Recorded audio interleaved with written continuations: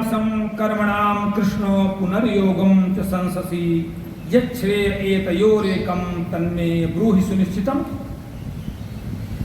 अर्जुन ने कहा महाराज आप जो है कई बार संन्यास की बात आप करते हैं, कर्मणाम संन्यासम, आप कई बार कर्मों के संन्यास की बात आप करते हैं, फिर कई बार आप कर्मयोग की प्रशंसा करते हैं, कई बार आप पुनर्योगम की संस्कृति कर्मयोग की प्रशंसा करते हैं।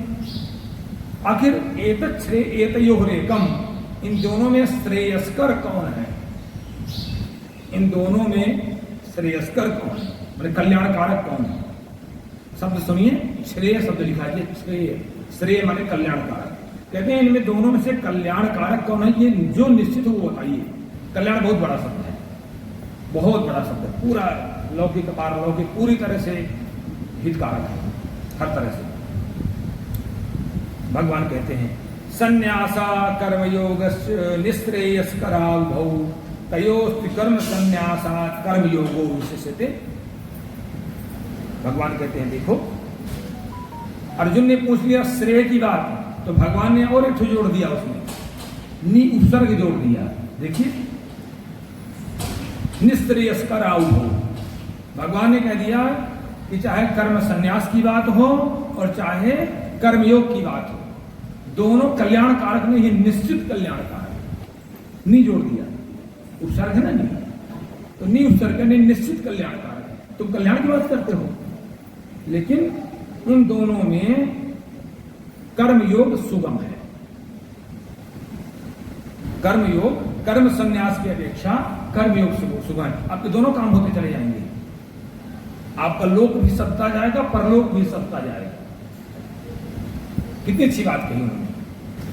अर्जुन ने तो इतने पूछा कि महाराज आप ये बताइए कि कर्मयोग अच्छा है, कल्याणकारक है कि संन्यास योग? लेकिन भगवान ने उसमें नी लगा दिया, उपसर्ग लगा के कह दिया कि नहीं, मैं कर्मयोग भी अच्छा है और कर्म संन्यास भी अच्छा है, कल्याणकारक है, दोनों निश्चित कल्याणकारक है, निःश्रेयस कह दिया। लेकिन उनमें से कहते हैं कर्मयोगा विशिष्यते, कर्मयोग बहुत अच्छा है, विशिष्यते। तो क्यों अच्छा है? क्योंकि कर्मयोग से आपका यहां का भी सत्ता जाएगा और अगला भी सत्ता जाना है। आप परलोक मत मानिए थोड़ी देर के लिए, परलोक अभी मानिए, अभी हम इस लोक में हैं, इस वातावरण में है ना, थोड़ी देर बाद अभी परलोक आने वाला है। अभी अगला समय जो आना, आप जानते हैं क्या समय आने वाला है? कोई किसको पता है? तो अभी यहीं से मान लीजिए, संसार में ही आप इस लोक और परलोक को समझ लीजिए अभी से। तो ये अभ्यास बनाते चले जाएंगे तो अगला अभ्यास और बढ़िया बन जाएगा। इसलिए मैंने कल कहा था कि वर्तमान को अच्छा कर लीजिए, भविष्य अच्छा हो जाएगा। तो इस लोक को अभी जिस लोक में है आप, जिस वातावरण, लोक मतलब क्या होता है? संसार।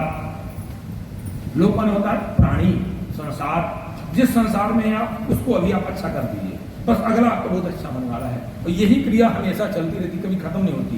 मृत्यु कोई मृत्यु नहीं होती, वो एक निद्रा है, एक ट्रांसफर है और कुछ नहीं होता, केवल एक ट्रांसफर है। और क्या है? एक शांति, एक जगह से शांति मिल गई, दूसरी जगह आपको मिल गया काम धाम, जैसा आपने कर्म किया था उस तरह मिल गया आपको।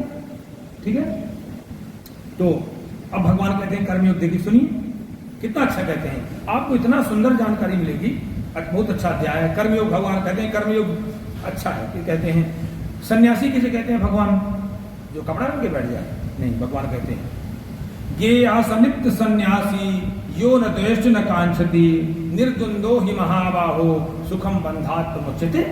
कितना अच्छा कहते हैं। कहते हैं ये एक तो सन्यासी हो गया अस्थाई, दिखावा वाला हो गया। कहते हैं गेया सनित्य सन्यासी, ऐसे व्यक्ति को, ऐसे स्त्री पुरुष कोई हो सकता है, व्यक्ति मतलब पर्सन कोई हो सकता है, ऐसे व्यक्ति को स्थायी सन्यासी मानिए। ये न द्वेष्ट न कांक्षति, न कोई अपेक्षा करता है, न किसी से द्वेष, न किसी परिस्थिति से, किसी से मतलब व्यक्ति से नहीं, किसी परिस्थिति से न तो द्वेष करता है और न ही अनुकूल परिस्थिति की चाह करता है। सब कुछ मेरे जीवन में अच्छा, अरे भैया किसके जीवन में अच्छा हुआ है? ना तो वो अनुकूल परिस्थिति की चाह रखता है, अनुकूल सब मुझे अनुकूल में, और ना ही प्रतिकूल से द्वेष करता है। एक मैं आपको सिद्धांत बता दूं बहुत अच्छा, एक चीज ध्यान रखिएगा। देखिए अपमान उसी को मिलता है जो मान की अपेक्षा रखेगा। सोचिए भला, जो मान की सम्मान की अपेक्षा रखेगा उसी को अपमान मिलेगा, और जिसने सम्मान की अपेक्षा नहीं रखी है उसको अपमान क्या मिलेगा।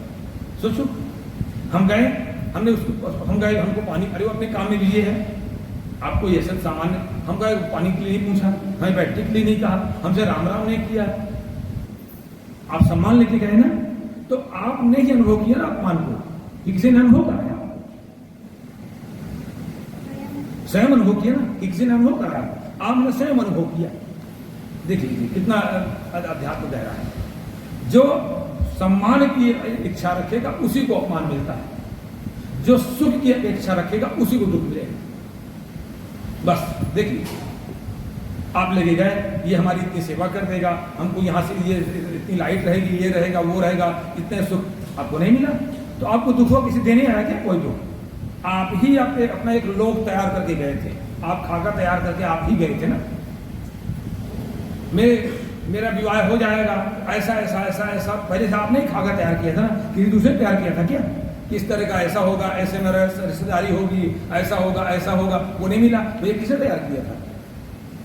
हम ही तैयार किया था ना। तो आपने ही खाका किसने दिया, दुख आपको किसने दिया? ये भगवान कहते हैं। देखिए कितना अच्छा है, इतनी गहराई है गीता, जीवन का सार, जीवन की शैली पूरा बहुत लोग सीख सकते हैं। भगवान कहते हैं गेया सनित्य सन्यासी ये न द्वेष न कांक्षति, जो उसको कहते हैं स्थायी सन्यासी मानिए, जो ना तो द्वेष करता है, ना तो द्वेष की इच्छा रखता है, और ना तो द्वेष और ना ही राग की, ना वो अनुकूलता की, ना उसके अंदर इच्छा है और ना द्वेष है, माने सम अवस्था में रहता है। भगवान, चूंकि भगवान समत्व की बात करते हैं, और समोहम सर्वभूतेषु, भगवान कहते हैं मैं सभी प्राणियों में सम हूं। तो भगवान चाहते हैं कि मुझे पाने के लिए आपको सम होना पड़ेगा, ना आपको दुख में दुखी होना है, ना सुख में सुखी होना है, आपको समत्व में, और समत्व जो जिसको भजेगा वही उसी स्थिति में हो जाता है, स्वभाव है।